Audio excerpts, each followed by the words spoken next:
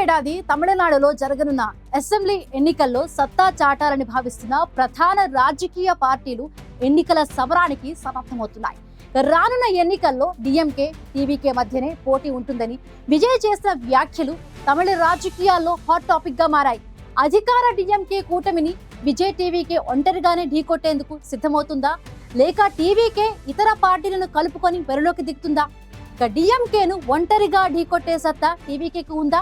ఇంతకు తమిళనాడు ఎన్నికల్లో పోటీ ఏ రేంజ్ లో ఉంటుందనే చర్చ ఆసక్తికరంగా మారింది.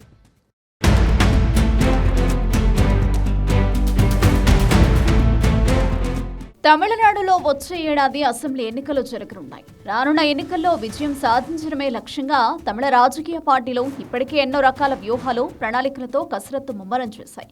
2026 అసెంబ్లీ ఎన్నికలే లక్ష్యంగా ఏర్పాటైన విజయ్ టీవీకే క్షేత్రస్థాయిలో బలోపేతంపై ఫోకస్ పెట్టింది.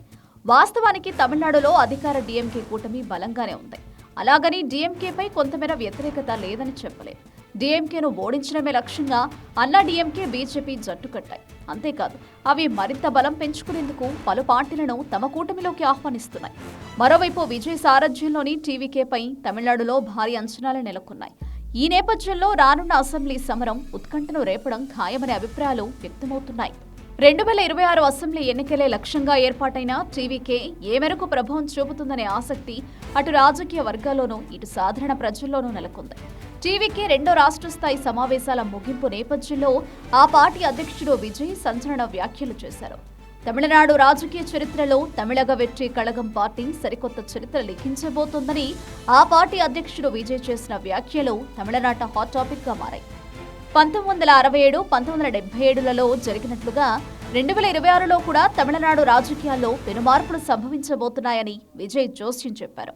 తమ భావాజాల శత్రువు బీజేపీ, రాజకీయ విరోధి డిఎంకే అని విజయ్ స్పష్టం చేశారు. ప్రజల ఉన్నతి కోసం పాటుపడుతున్న తమను ఎవరూ అడ్డుకోలేరని విజయ్ ధీమా వ్యక్తం చేశారు. వచ్చే ఎన్నికల్లో మదురై ఈస్ట్ నుంచి తాను పోటీ చేయనున్నట్లు విజయ్ ప్రకటించారు. తమిళనాడులో టీవీకే అధికారం చేపడితే కచ్చతీవుకు శ్రీలంక నుంచి విముక్తి కల్పిస్తామని విజయ్ హామీ ఇచ్చారు. కులం, మతం కాకుండా తమిళుడికే ప్రాధాన్యత ఇస్తామని విజయ్ చెప్పుకొచ్చారు. ప్రజల కోసం కాదని కేవలం మనుగడ కోసమే ఇతర పార్టీలు పొత్తు పెట్టుకుంటున్నాయని అన్నా డిఎంకే, బీజేపీ పొత్తును ఉద్దేశించి విజయ్ విమర్శించారు. ఆర్ఎస్ఎస్ ముందు తమిళీలు ఎందుకు తలవంచారని విజయ్ సూటిగా ప్రశ్నించారు.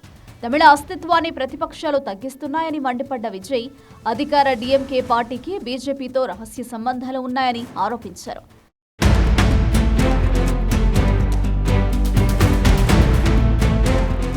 స్టాలిన్ పాలనలో మహిళలకు రక్షణ లేకుండా పోయిందని విజయ్ విమర్శించారు. టీవీకే అధికారం చేపడితే మహిళలు, వృద్ధులు, పిల్లల రక్షణకు ప్రాధాన్యం ఇస్తుందని విజయ్ హామీ ఇచ్చారు. రైతులు, యువత, దివ్యాంగులు, ట్రాన్స్జెండర్ల సమస్యలపై ప్రత్యేక దృష్టి సారిస్తామని చెప్పిన విజయ్ తమిళనాడు యువత వ్యతిరేకిస్తున్న నీట్ను రద్దు చేసేందుకు ప్రయత్నిస్తామని హామీ ఇచ్చారు. 2026లో తమిళనాడులో రాజకీయ మార్పు వస్తుందని విజయ్ ఆశాభావం వ్యక్తం చేశారు. మహిళలు, పిల్లలు, దివ్యాంగులు, రైతులు, కార్మికుల కలయికగా ప్రభుత్వం ఏర్పాటు చేస్తామని విజయ్ ధీమా వ్యక్తం చేశారు.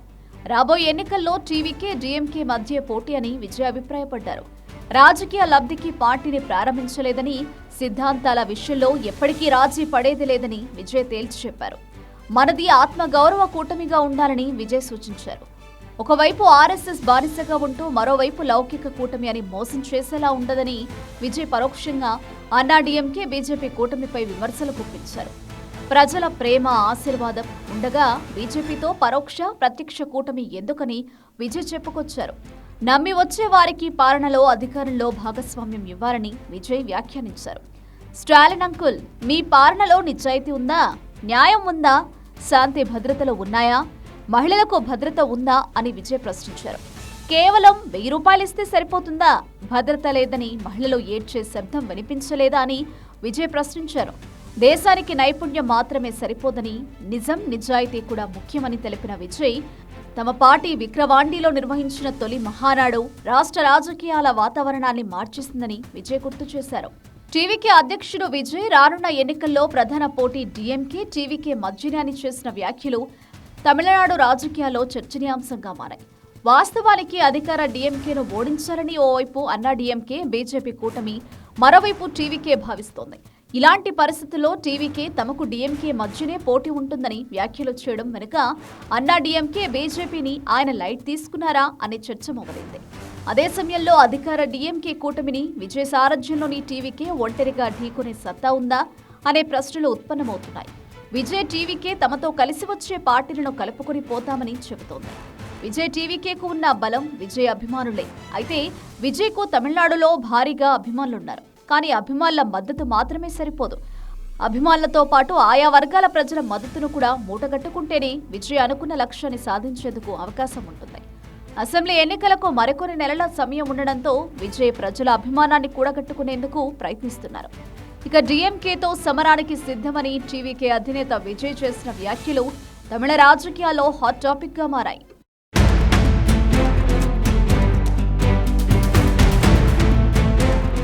వచ్చే అసెంబ్లీ ఎన్నికల్లో డీఎంకే టీవీకే మధ్య మాత్రమే పోటీ ఉంటుందని విజయ్ చేసిన వ్యాఖ్యలు తమిళనాడు రాజకీయ వర్గాల్లో చర్చనీయాంశంగా మారాయి.